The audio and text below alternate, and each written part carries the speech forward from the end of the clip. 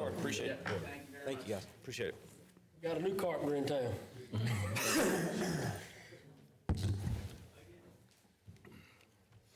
saw this big bell money.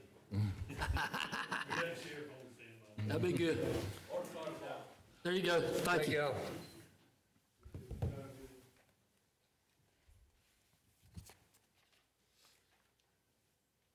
All right, I'm gonna call this meeting to order. The Animal Services Committee meeting Wednesday, February 5th, 2025. Need to adopt the agenda. I make a motion to adopt the agenda. Motion by Kirkley. Motion. Second by Price. Approval of the minutes. The approval of the minutes. Motion. Motion from Second. Price, second from Kirkley.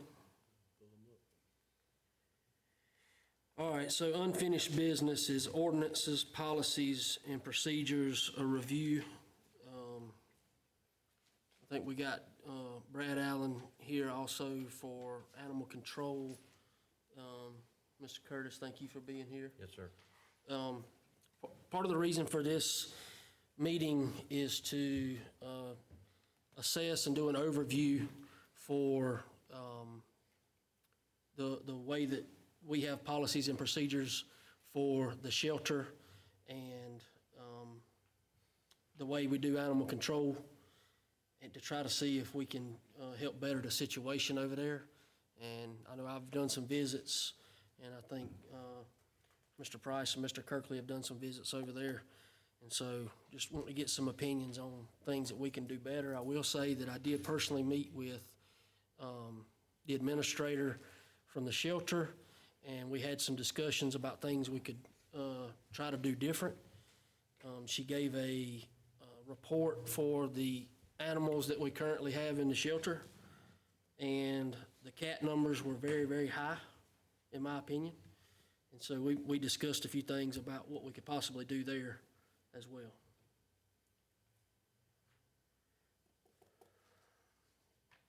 As far as I guess, is it open? Yeah, And being, just been on the board, county council since January, the policies and procedures, and I think I got a copy of an ordinance. I mean, are we sticking by those guidelines, or are we, I mean, is this something that we've kind of gotten light on, or kind of gotten, I mean, You want to lay that out as far as like the meeting we had with the director of the shelter? I mean, and it goes all the way back to, it goes back to our DEA license is basically what is keeping them from carrying out the policy that we have in place. yeah, so right now, the little meeting that we had with Teresa, we talked about some of the things that she felt like would be better on them. And the policies in place now is the 21-day policy. It's kind of been out of sight, out of mind for a while, and I don't think that it's been able to be followed with the way we have to go about vet services the way it is right now. And so we're not able to adhere to the policies that we have in place. So part of those discussions were, since some years ago, we lost the ability to have medicine on hand. And I've spoken with a vet that we use currently, and he says that we should be like, he recommends that we do things like all the other shelters do, and that a big part of our problem is we don't have the ability to have the medicine on hand. Why is that? Why can we not have medicine on hand? We lost our license probably 5 years ago. Why? What was the problem? It's a long story. At that time, we had a vet that would come to our shelter, and they carried out the majority of the stuff that was needed. We also had staff on hand that were capable, that we sent to school and everything, that could administer the drugs also.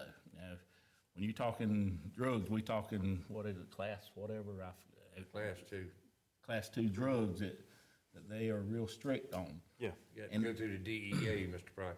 Right. And what happened at that time, in a short period of time, we went through about 3 directors over there in a matter of a couple months. And in that couple months, our license had expired and nobody picked up on it. So when they expired, the DEA actually came in at that point to see, okay, why our license? And in doing so, guess what? We had drugs on hand with no license. That's one. And also, the vet made an order in that period of time to the company that we got our drugs from, and the order came through our account. We had an account with them. So that was 2 things that kind of hit us that DA does not tolerate. So they told me at that time, the best scenario for y'all is to relinquish your license, and then you could reapply down the road. Made it sound like it would be no big deal to do so. So we signed off and handed over the drugs and the license and everything at that time. And then from then on, it wasn't as simple as they made it sound like it was to be. Is that why we can't manage the current inventory of animals in the shelter? Correct. So that's why the numbers are higher than they We would. get, I don't know the exact figure, but say, I don't know why I'm thinking 18. We get like 18 spayed and neuters that we can do each week. We have to haul those spayed and neuters to Lancaster, to the vet, and do. So anything above that 18, it's just stockpiling on us over there. So, and I'll give you an example. Dogs move a whole lot faster than anything. Oh, yeah. So you can move more dogs through that shelter than you can cats. And so it's hard for them to take up and send cats to this vet to take up the orders of the spay and neuters that the dogs. So you only get 18. So you don't send the cats, you end up holding on to them, and now we've got a massive stockpile of Yeah, cats. I mean, the numbers they sent, I don't know if you read them, it's 79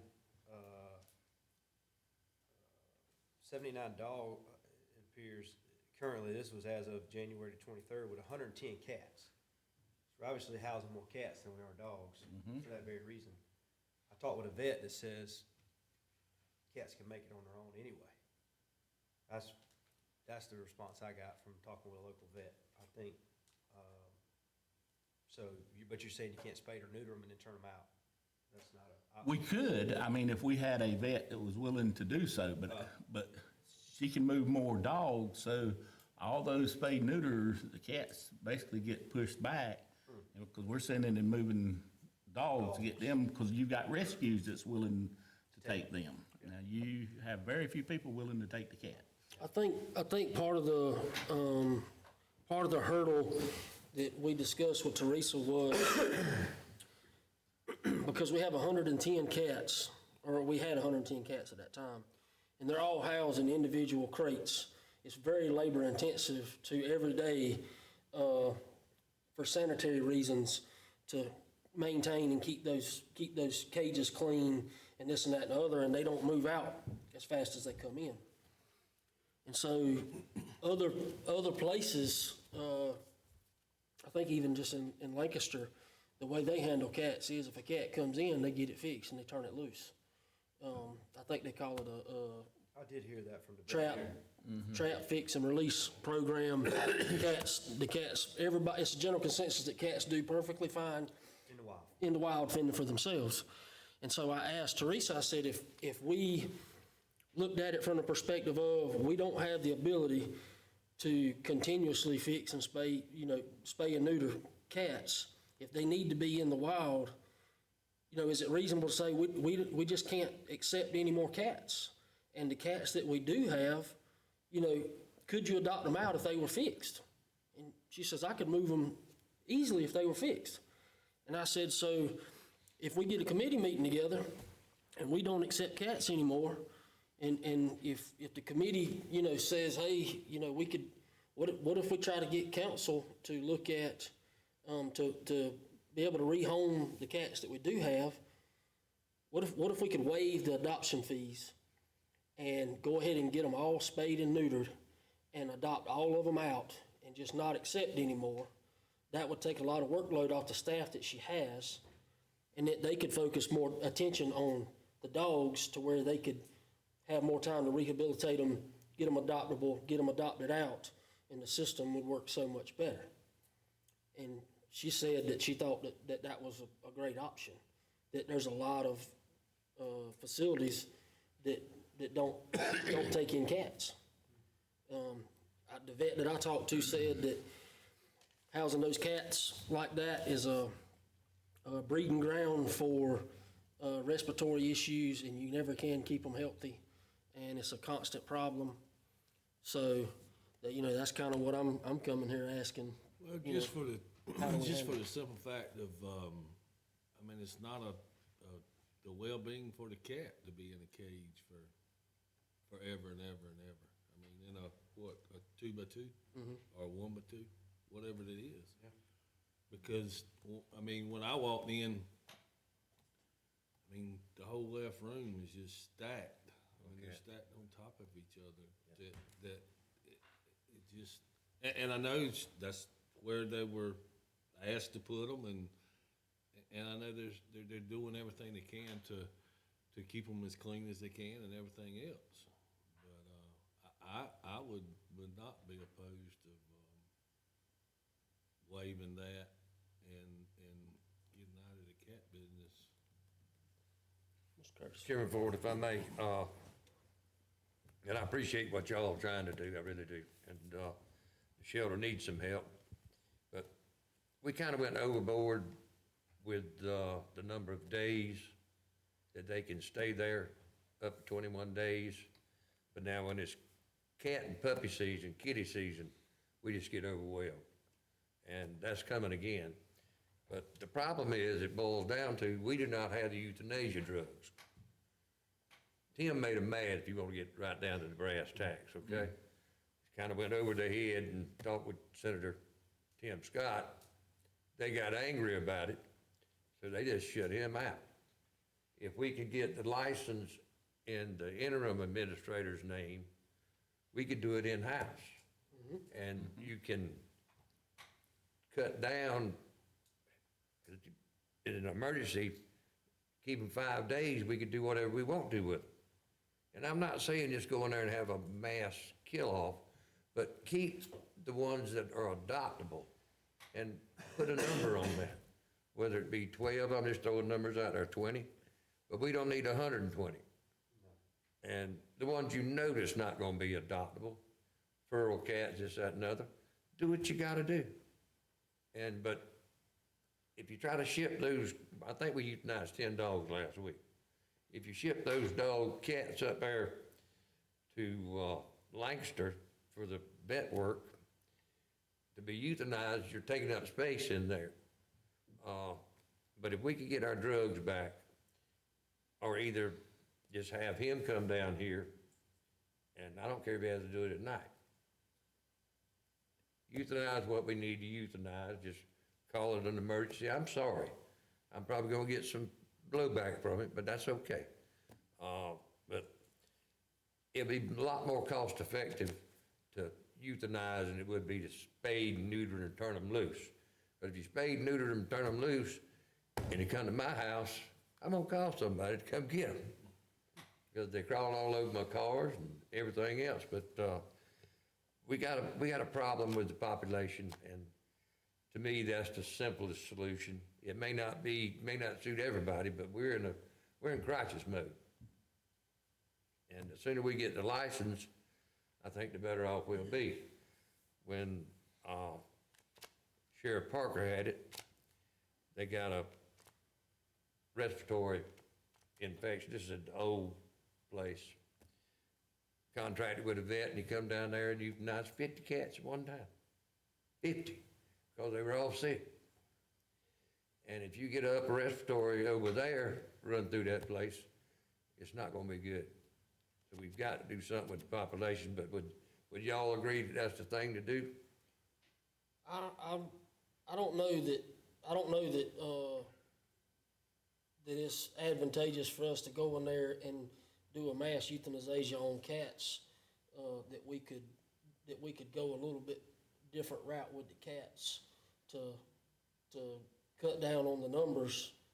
And if we could cut down on the numbers, it's not like it would be costing out of their budget a lot of money, because we would be getting savings, because it would take less employees to manage the shelter from then on out. And so that was the second part of the discussion, as I said, you know, when we're looking at, we spend $430,000 a year on an animal shelter budget, but we spend $130,000 or whatever it is on prosecuting criminals, we got a problem. And so, you know, we got to prioritize things, and I'm all for giving animals a chance. But, you know, we don't ride down the road and pick up every homeless person that we see. And so I don't think we should ride around down the road and pick up every animal that's on the loose, because we don't need to prioritize animals. This is my personal opinion. Right. And I will catch some flack for it, but I'm okay. I'm a big boy. I can handle that.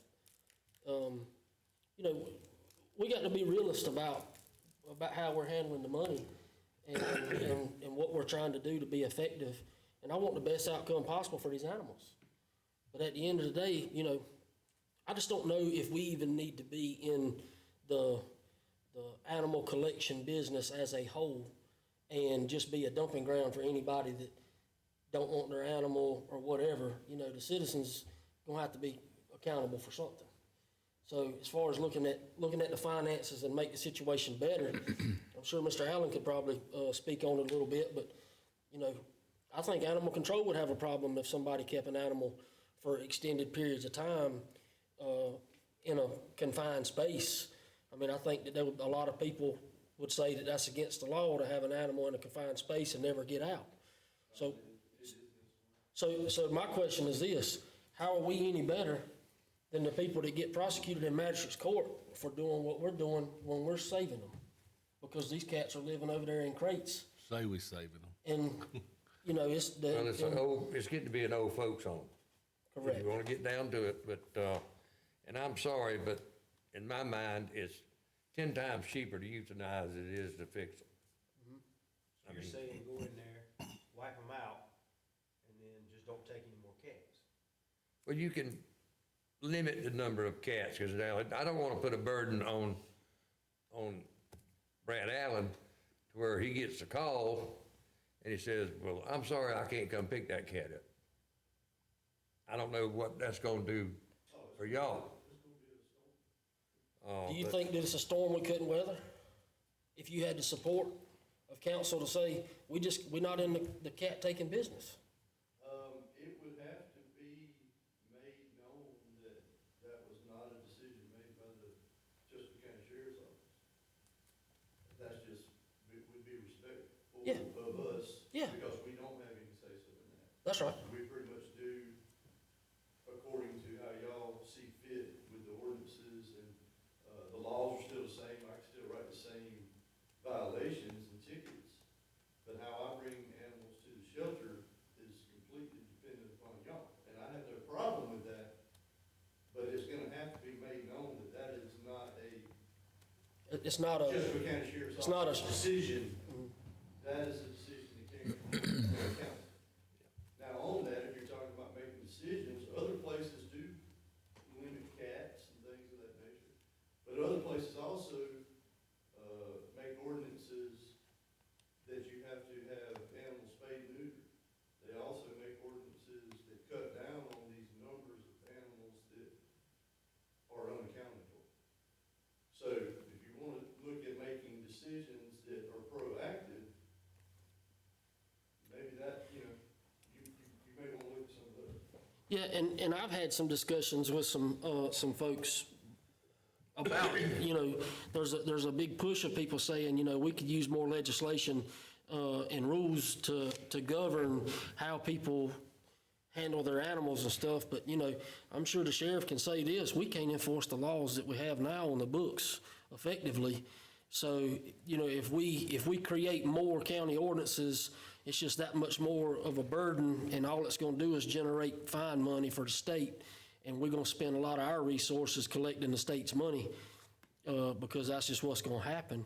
So I'm not necessarily saying that it's impossible, but I just don't know if more rules is the, solution, or to try to come up with a way to limit the intake and let the citizens be responsible for, what's on their property. I think we need to go after vicious animals. I think we need to go after people for neglect. I think that's the thing that my personal opinion, I think that's where we should spend our resources. The biggest issue that law enforcement has with that on my end is, proving that animal belongs to you. I understand what you're saying, and I hear you, and I'm wholeheartedly for holding people accountable.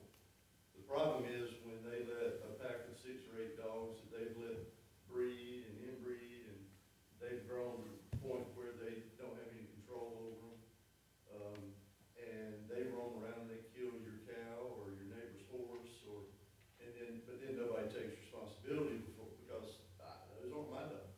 think These the are my citizens- dogs right here, these 2 collars. The The citizens rest of the take care of dogs it. ain't mine. Now, it's my burden to have to try to prove in a court of law that those dogs belong to that person. And that's very difficult to do. Because if they come up here and eat when I feed my dogs, doesn't necessarily mean that those are my animals. That means they're coming here stealing my food too, and I want them taken care of as well. Now, that falls back on us. Who's gonna take care of them? And you're saying that if you make a county ordinance that you have to have spade and neuter, well, then I'm gonna have to go enforce that, and it's gonna tie up. I understand that, but the backside of that is people are not gonna take care of these stray animals. They're not going to, and we see it every day, that's why I picked up 1,089 animals last year. They're not going to take responsibility for that. So, I understand where you're coming from, I'm just not sure that we're there yet. I don't think as a whole, the people of the county are gonna take collective responsibility for their animals. And I can tell you in a court of law, I can't prove it on a regular basis to hold them accountable. Let me just say the elephant in the room, why are we in the animal business anyway? Why don't we privatize animal, we're at it. We don't drain resources, we don't, I hear a lot of burdens. People are burdened, and I'm sure they are, but if someone kills my animal, I'm gonna kill it. Sure. That's as simple as that. That's right. I'm just being direct, I'm not gonna call Red Allen, I'm just gonna kill that animal that is harassing my animals or my livestock. That's very, very simple for me. But we're burdening these guys, and we're blowing out of the top of the shelter over there.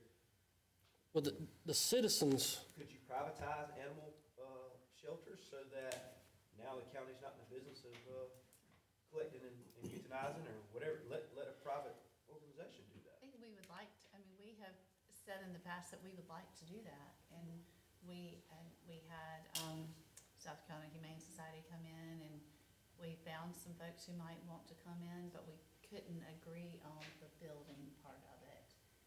We couldn't We give could them provide a the building building. possibly, right? Well, Possibly. this group wanted wanted to own the Oh, building yeah, too. no. And because taxpayer money had been spent on that building, then we couldn't say, you can have this and our building. So we just couldn't come to an agreement, but I'm not speaking for everybody else, it's a whole different council, but at that time, we were very interested in, we don't wanna be in the animal business. And if there's another group who knows how to do it better than we do it, have at it. I'd love to see money being spent toward humans. Let's Yes. prosecute criminals, get more, I think Darlington County just went through this process, didn't they? So it's doable, and We just have to find we have to find the right people to do it, and it might be that if we cast the net now, we might get a different response than when we did before, but I don't think you would find pushback in general over it. Ms. Sanders, if I remember correctly, and Mr. Eubanks, you tell me if I'm wrong, when we looked at this several years ago, Mr. Ford, they wanted us to give them the farm, they wanted us to give them the budget, the building, everything. No, sir. If I want to take the flag for it, I'm gonna own it. And, let me give you a little more background on the the cats. And Mr. Allen knows about this. We got frequent flyers that every time they have a litter, they'll get them weaned and they'll bring a box full of kittens up there. I'd like to see something in the policy that's not there now that, yeah, we'll take them kitties, but you gonna bring mama too. And we gonna go ahead and sterilize her, and then I'm gonna send her back home with you. We won't have no more problem with them. Or we just don't take them in general. Sir? Or we just don't take cats in general, we'll have to worry about Well,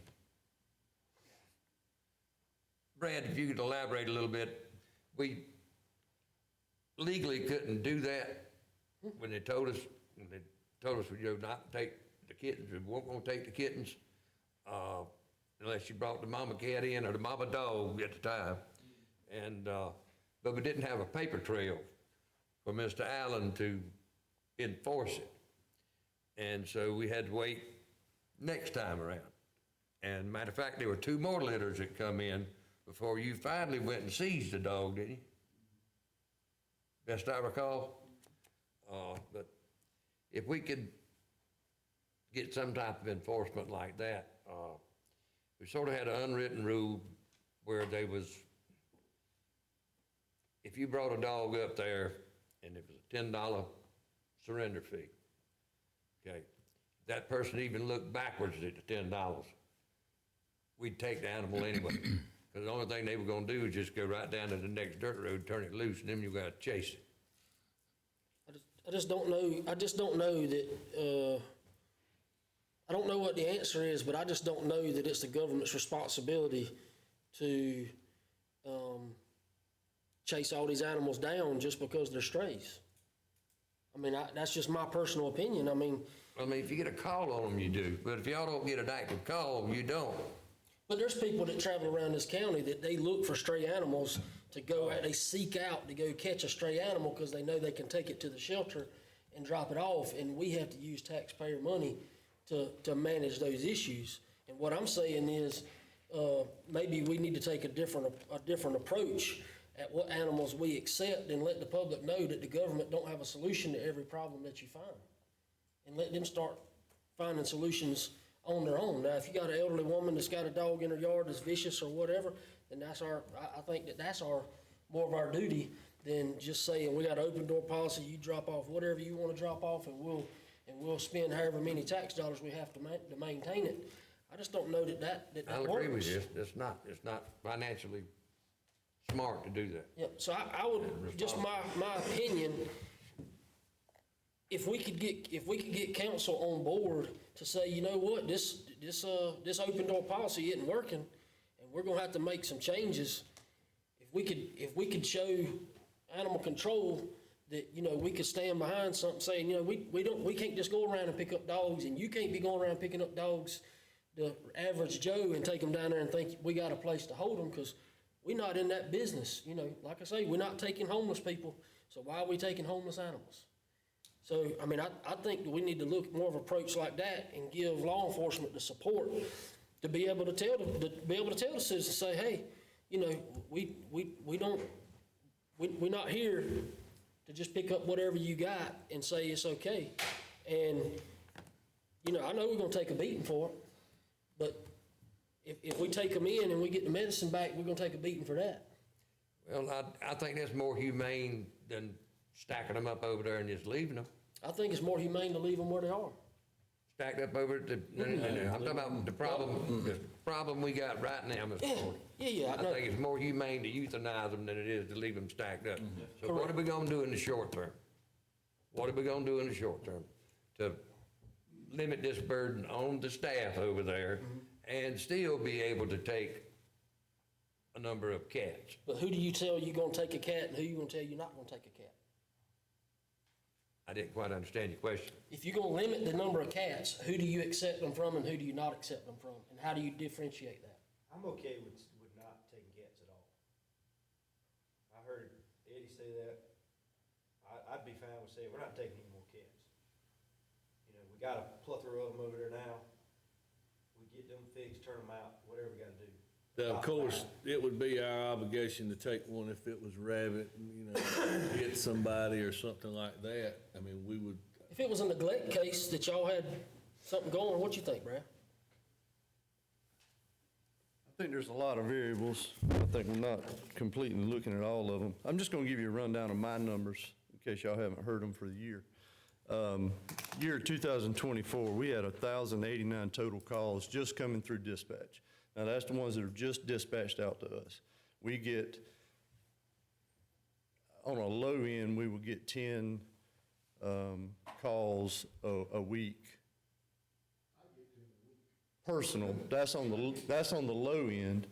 On the probably more regular end, 30 to 35 calls a week that don't go through dispatch, where, you know, Mr. Curtis might call us, Mr. Smallwood might call us.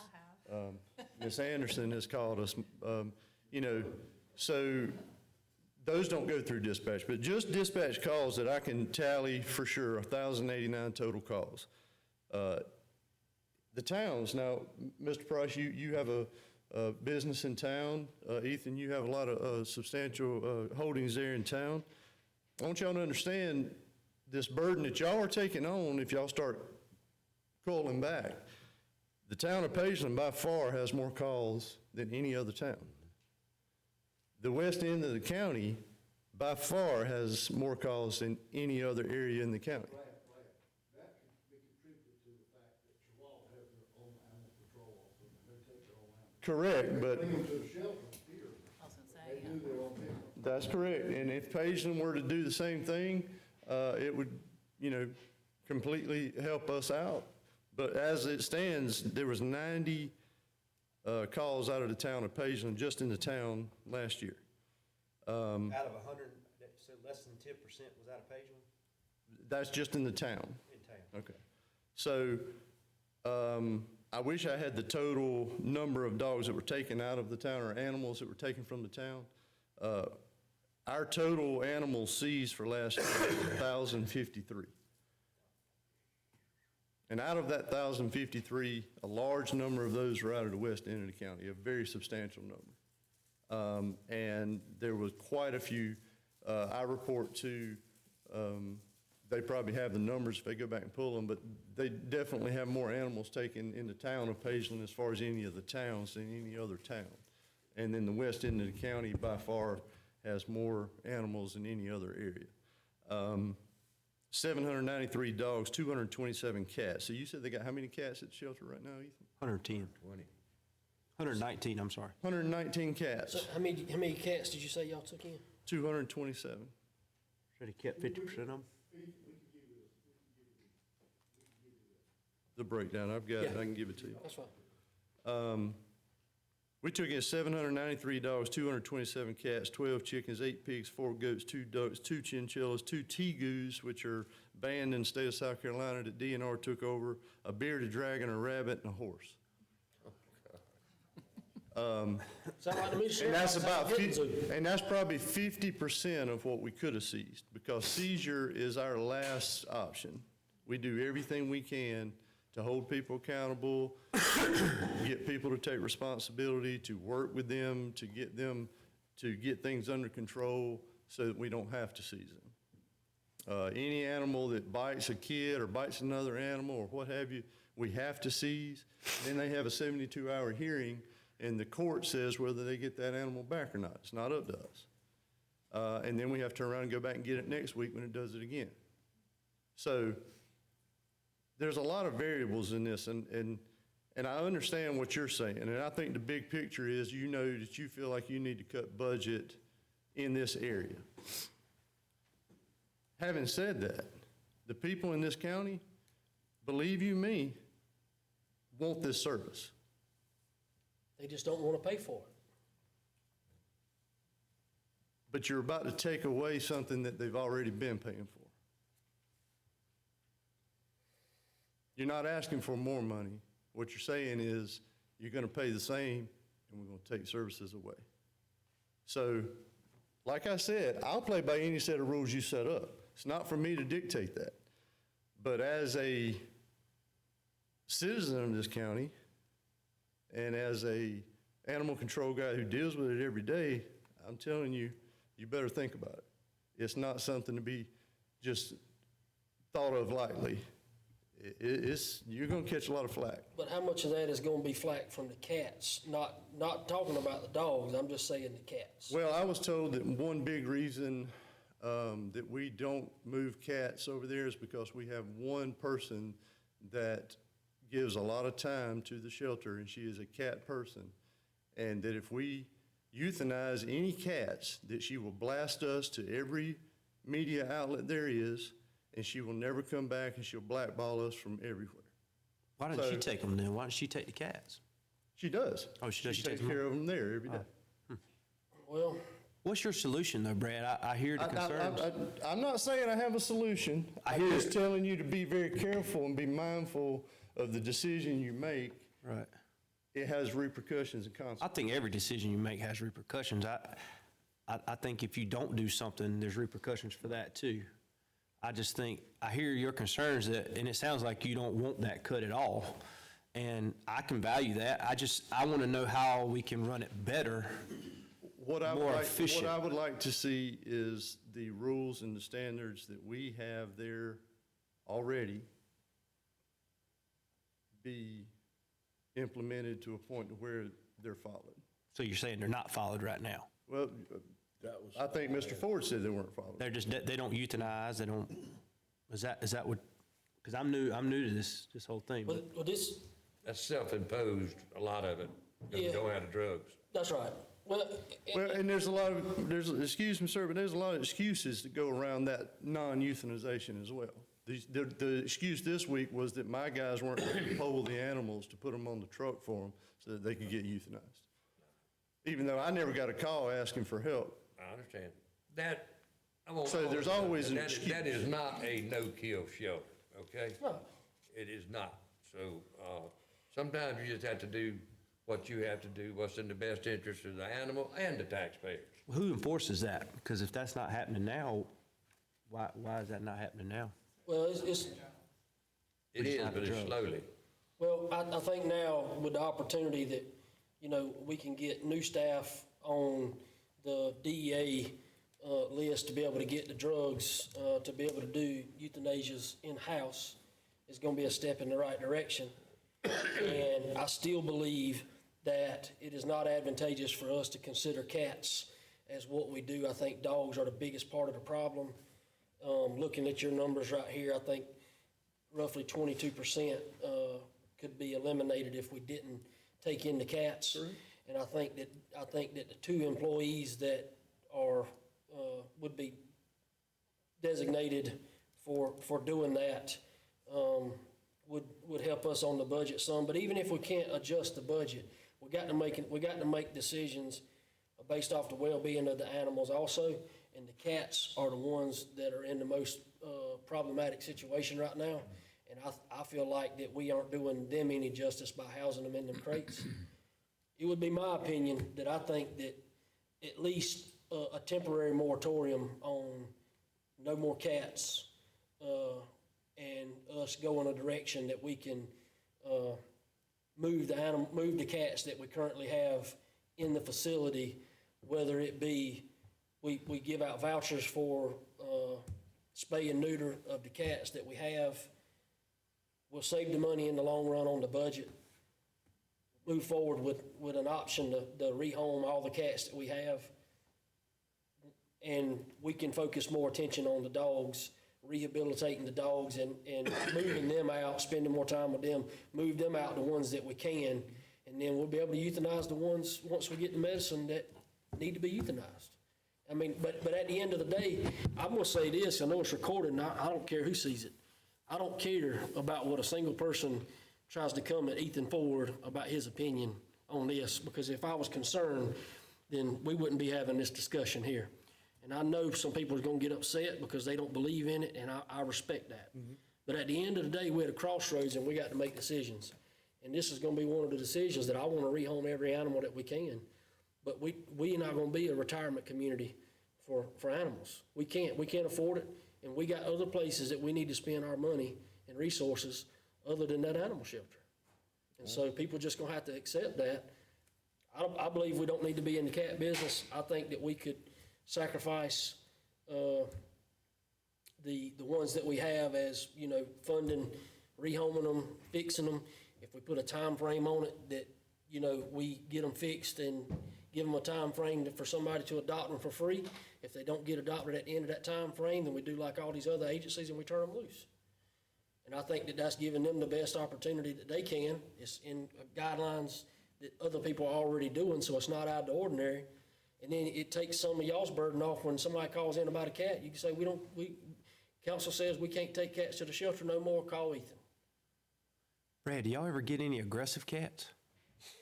I'm just hypothetically, I don't know. I mean, I think 50% of cats out there are aggressive, but I mean. Are they? Okay. I'm just trying to figure out if it's a No, I mean, problem. no, it's not a problem that, you know. They don't bite. Some people are just as afraid of cats. There's a phobia of cats. A lot of Okay. people, we have certain people in the communities that live in areas where there are multiple housing opportunities in a small area. Okay. And they have the same phobias or fears of cats that some people do of dogs or any other animal. And so we do get calls on a regular basis where, from certain individuals in the community, that anytime there's a cat population that gets out of hand or they start coming to their house, they call. And they expect that service. It's going to be, and I've spoken to Lancaster County. They said it's been a 2-year process for them, and they're just now getting to where people aren't giving the sheriff's department backlash about not picking up cats. So regardless, I think it's going to be, it's going to come back on us a lot.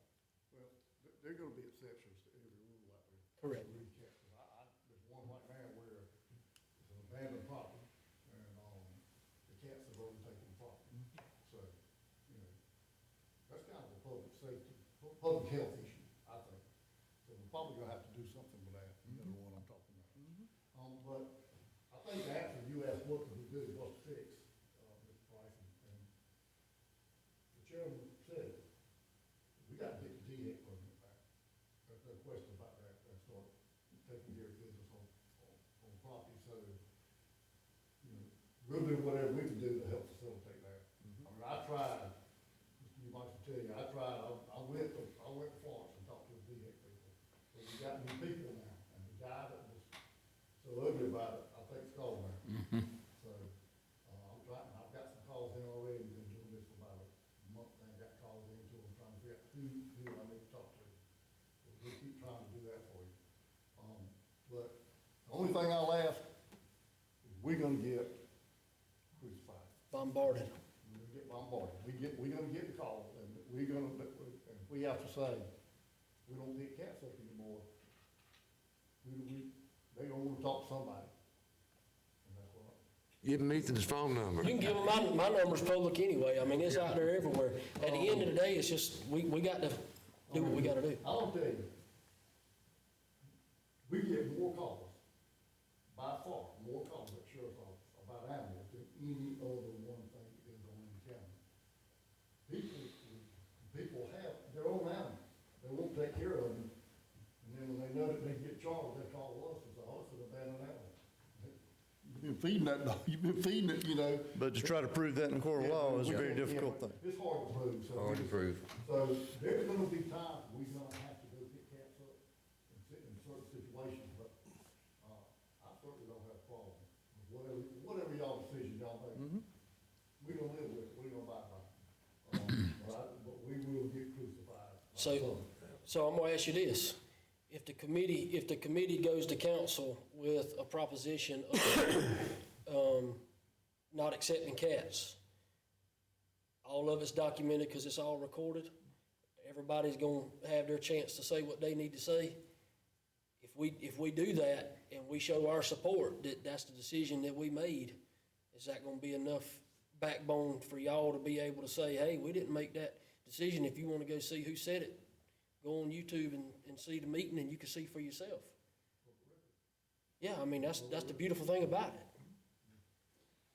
Mr. Like I said, Chairman, we have got no a- problem playing by whatever set of rules it is. I just wanted to make sure y'all understood the numbers and the gravity of the situation as far as what we face every day.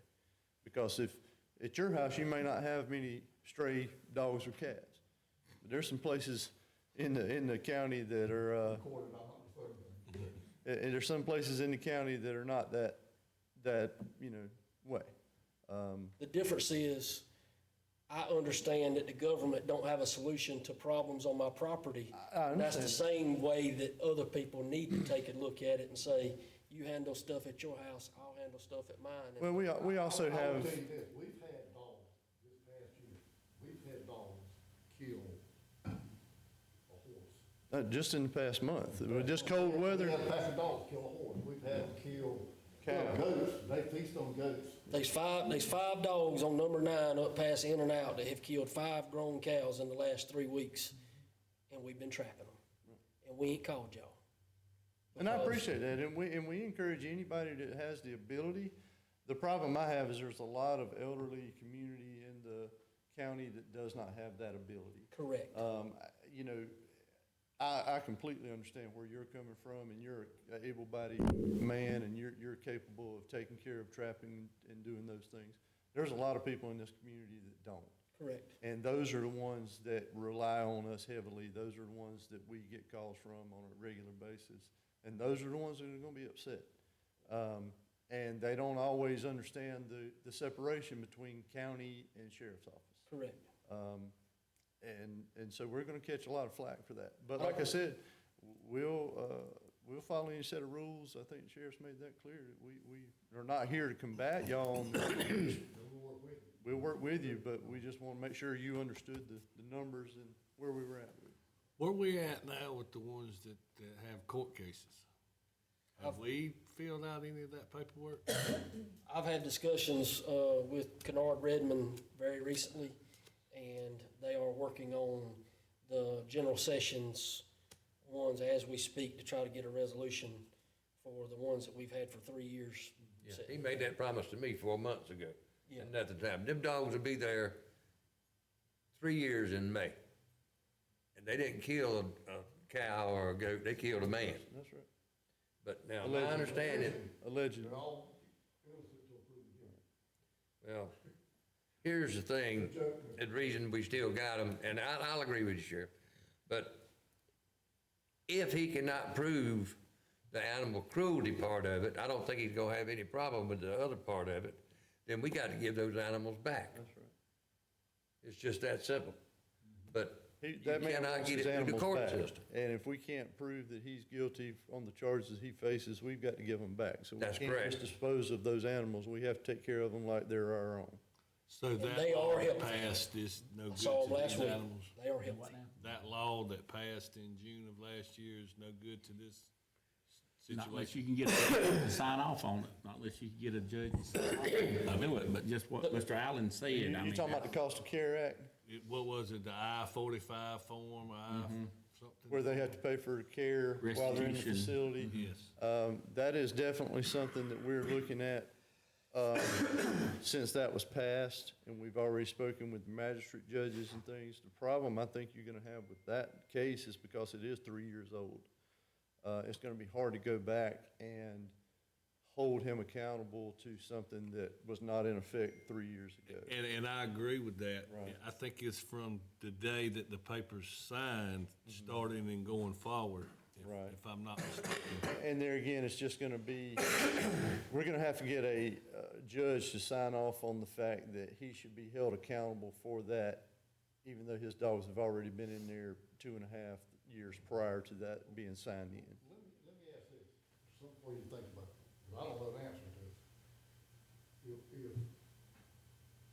we had a man's son in jail because he killed somebody, he could theoretically get bonded out. We have a lot of them out there walking the streets, on murder charge. And he stays at home until his court day. You see where I'm going with this? Why are we feeding this dog? I've never seen a dog in a courtroom, I can I tell ain't you never that. seen one on the witness stand, that's for damn sure. The only reason it's, So, 'cause I noticed evidence, but I mean, they've already done the bite marks and all, they have all the evidence they need from the dogs. Why couldn't we like Bond them out. bond them out and let the owner be keeping the dogs and feeding them and all that? And then if there was any abuse over there, then we have, I don't know. So, I'll just. Yeah, we work the same way, because the only reason we're having to hold them is because if we don't prove the case in the court of law, the dogs give 'em have to go back to the individual. So there's no reason, I understand where you're coming from, Sheriff, and I agree, there's no reason that those dogs should not be able to be awarded back to him in lieu of the trial. And then if the trial comes in and with a guilty verdict or what have you, he will be held responsible for allowing us to take, you know, custody of those animals. The state would then do, you know, what they would have to do. I think if we got our 3 years payment out of the solicitor's office budget, I don't think we'd be having this discussion. That's a whole nother subject that we don't have any way in on, so. That's something I'm gonna let you ask, my friend. I don't mind. I don't mind being accountable, and I don't mind I'm asking just for trying to fix the accountability. dog situation, but this I can say, how many of those dogs are over there? How many is that? 4. With the court case, We had 2 dogs that killed chickens, and we've already taken care of that.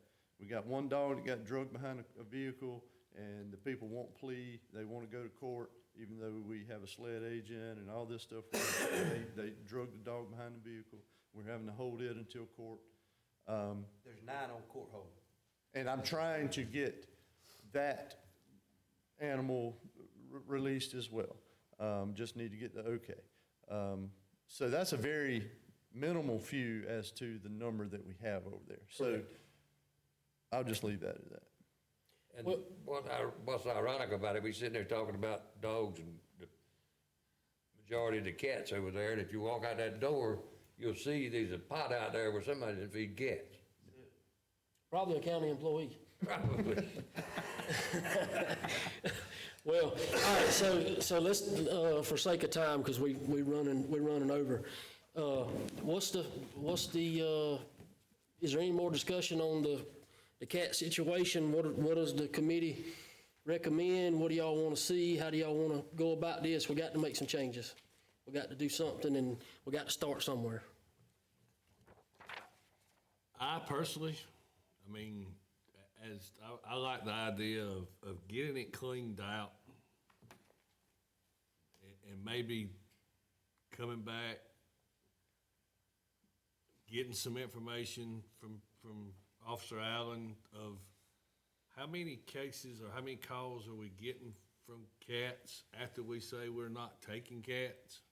And then maybe we find a number, whether it's 25 or 50, but not 100, to take care of some of that burden that we're gonna get, saying, okay, y'all put the hammer down and we're not taking any cats.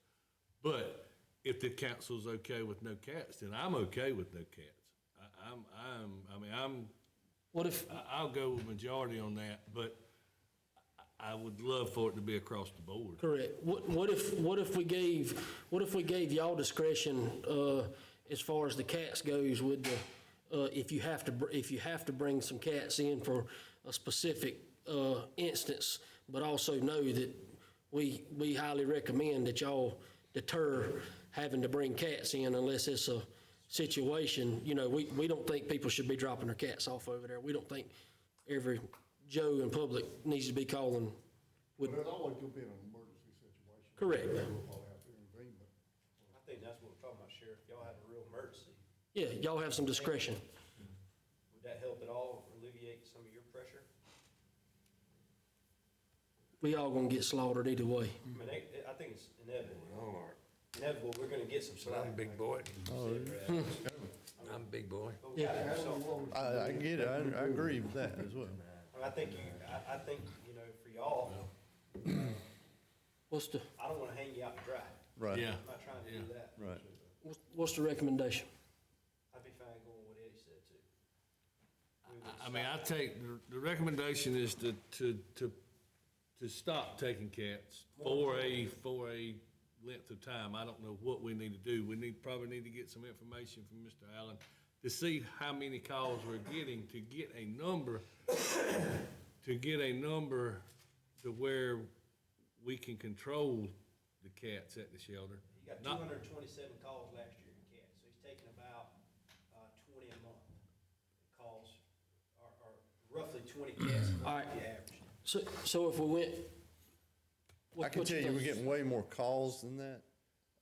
We triage, and cats are not normally high on the triage list. Yeah, exactly. So we get an abundant more calls than that a month on cats. That's just what we get to once we get done with our dog attacks, our vicious animals, the things that we have to take care of.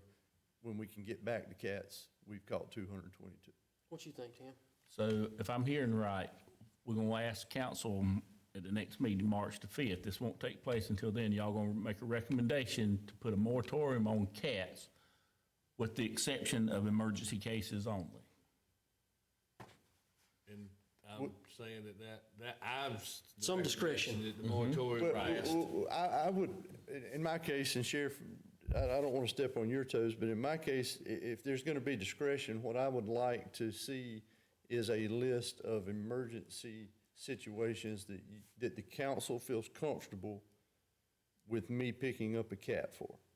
Because I don't want it put back that, oh, well, they had discretion and they could have got those cats. I don't Y'all don't want have that. discretion. I don't want discretion, meaning, oh, well, it's coming back on me. That's right. What I want to know is what are the criteria and Where's the parameters? guidelines? What's the guidelines? And I'll play by those rules, but I want those guidelines and parameters as to what I should pick up a cat for and what I shouldn't. Can you help us develop that based Yeah. off of your needs? Right. I mean, what I would say would be elderly and rabid right now. That's just top two that you would start with. Rabid. And then if you see anything, Or We neglect, haven't had a case of rabies and or neglect, like if you're making Right. charges on a neglect case or something, we know Right. that you're going, you gonna have to take it. Right. Y'all gonna be the ones out there looking at them and saying, we can't. What is putting y'all in a bind And that that's you the really other side feel of like that you coin, want? is anytime we have a neglect case, we're bound by law to take all of those animals, regardless of what they are anyway. Right. And so, we don't get to make that determination. Yeah. that's right, No, we haven't had a cat kill a goat or anything like that. that's right. No, Right. You know, when they're on top We of have had some cats kill some chickens that we've Chairman, if had I to go may, train. one last thing. Yes, sir. And I appreciate what y'all doing, but I'd still like for this committee to recommend to council that we work on getting our DEA license back. For sure. For Absolutely. sure. We're doing that right now. Regardless, we already started that. Yeah. Yep. So recommendation is to a moratorium. Do we want to put a timeline on it, or we just want an open-ended moratorium for right now? Right now. To see where we are. I'm good with right now. All right, And how do we get rid of the current state of inventory that you have? so, It's simple. well, it's not simple until you have the euthanasia medicine. Yeah. Well, we could contract it out. I've done it before. I'm okay with the neutering vouchers. For her to be able to work them in as she sees fit to So- to eliminate it. So what if we looked at something like,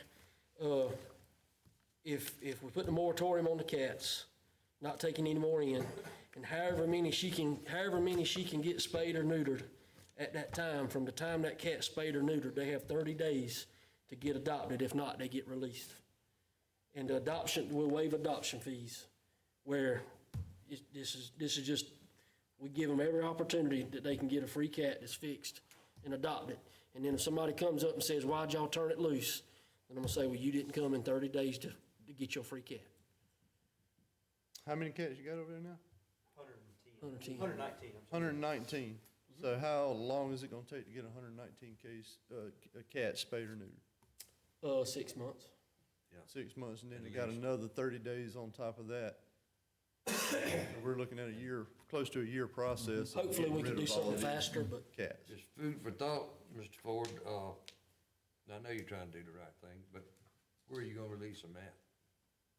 what's your address? He just said he's gonna call me, don't do that.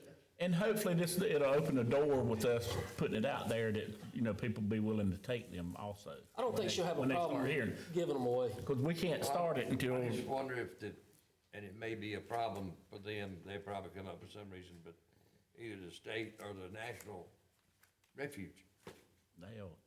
I don't think they'll. You know what? I don't think that's a decision we need to make. I think we need to let the people in that business make that decision. Yes, I think they'll step up. Yeah. All right, so Eddie, that's in the form of a motion. Yes, sir. that A moratorium on not accepting any more cats. Doing a spay and neuter voucher program on the cats that we currently have that are adoptable. Once we do a spay and neuter of that animal, they'll have 30 days to be adopted. And if not, waive the fee. It won't cost the person a dime. And we'll give them 30 days to be adopted. If not, they get released. And we're working on getting the euthanasia medicine through the DEA already. I'm good with that, and just to add that when it is passed, if it does pass by council, that we stick behind the animal shelter, the animal offers control officer for any slack at all. I think that's important. I think they gotta be able to say, look, we're just doing what we're told. You got that motion? All right, I need a second. Second. All right, all in favor? Aye. Unanimous. And I will say on the record that all discrepancies aside, y'all have my 100% support on enforcing these. And if anybody has a question, y'all ain't got to take the brunt by yourself, because the three of us have already made it very clear that we got to make a change. The only thing I ask out of y'all is to try to be somewhat diligent as it relates to educating the animal control officers, not that they are doing anything wrong, but educate them that not all solution involves taking the animal to the shelter if we can do something else. We preach that on a regular basis. I mean, like I said, we could brought in twice that many if we wanted to just take. For sure, to the shelter. for sure. But also, well, I think that's enough for today. Thank you, Sheriff. Thank you, Brad. Yeah, thank y'all for y'all's input. I appreciate that. If y'all can, Appreciate you We will addressing stand the behind issue, you because too. it's an epidemic out there. Yep. It really is, it's an epidemic. and if you could work on some bullet points about, Emergency cases. Which parts are you looking for? hold on one second, let me, all right, so I need a motion to adjourn. Yeah, I got a motion. Adjourn. Motion Kirkley, Brandon second. All in favor? Aye. Out of